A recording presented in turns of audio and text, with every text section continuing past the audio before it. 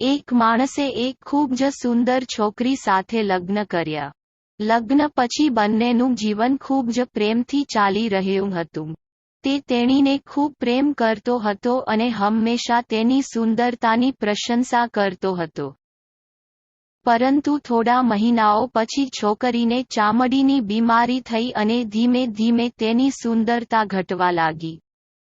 પોતાની જાતને આ રીતે જોઈને તેને ડર લાગવા લાગ્યો કે જો તે કદરૂપી બની જશે તો તેનો પતિ તેને નફરત કરવા લાગશે અને તે તેની નફરત સહન કરી શકશે નહીં.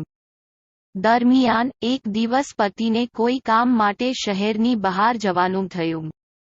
જ્યારે તે કામ પતાવીને ઘરે પરત ફરી રહ્યો હતો ત્યારે તેને અકસ્માત નડ્યો હતો. અકસ્માતમાં તેણે પોતાની બંને આંખો ગુમાવી દીધી હતી. પરંતુ તેમ છતાં બંનેનું જીવન સામાન્ય રીતે આગળ વધતું રહ્યું. સમય વીતતો ગયો અને તેની ચામડીના રોગને લીધે છોકરીએ તેની સુંદરતા સંપૂર્ણપણે ગુમાવી દીધી. તે કદરૂપી બની ગઈ, પરંતુ અંધ પતિને તેના વિશે કંઈ ખબર ન પડી. તેથી તેમના સુખી દાંપત્ય જીવન પર તેની કોઈ અસર પડી ન હતી. તેણે તેને એ જ રીતે પ્રેમ કરવાનું ચાલુ રાખ્યું. એક દિવસ એ છોકરી મરી ગઈ. પતિ હવે એકલો હતો.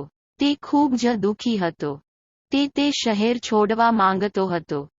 તેણે અંતિમ સંસ્કારની તમામ વિધિઓ પૂર્ણ કરી અને શહેર છોડવાનું શરૂ કર્યું. ત્યારે એક માણસે તેને પાછળથી બોલાવ્યો અને નજીક આવીને કહ્યું, હવે તમે ટેકા વિના એકલા કેવી રીતે ચાલી શકશો? તમારી પત્ની આટલા વર્ષોમાં તમને મદદ કરતી હતી. પતિએ જવાબ આપ્યો, દોસ્ત, હું આંધળો નથી. હું માત્ર અંધ હોવાનો ડોળ કરી રહ્યો હતો. કારણ કે જો મારી પત્નીને ખબર હોત કે હું તેની કુરૂપતા જોઈ શકું છું, તો તેની બીમારી કરતાં તેને વધુ દુઃખ થશે. એટલા માટે મેં આટલા વર્ષો સુધી અંધ હોવાનો ડોળ કર્યો. તે ખૂબ જ સારી પત્ની હતી. હું ફક્ત તેને ખુશ રાખવા માંગતો હતો.